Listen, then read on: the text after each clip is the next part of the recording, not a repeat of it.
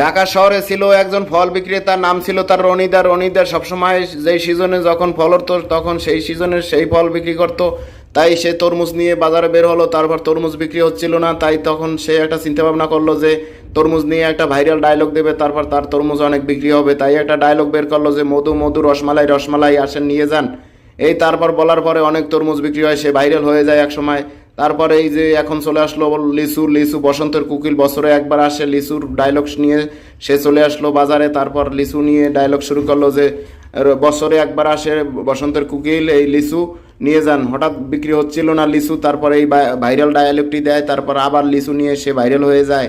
এই বসন্তের কোকিল লিচু নিয়ে ভাইরাল হয়ে যায়। একসময় সে হতাশ ছিল, তার বিক্রি হচ্ছিল না বিদায়। তারপর যখন হঠাৎ সে মাথায় বুদ্ধি আনে যে তরমুজের মতো ভাইরাল একটা ডায়লগ লিচুকেও দিতে হবে, তাই লিচুকে নিয়ে একটা ডায়লগ বের করলো যে বসন্তের কোকিল বছরে একবার আসে, বসন্তের কোকিল বছরে একবার আসে। এই ডায়লগ দিয়ে সবার মন জয় করে নেয়। একসময় এক মহিলা এসে অনেকগুলো লিচু নিয়ে যায়, ডলার দিয়ে যায়, তখন সে অনেক খুশি হয়।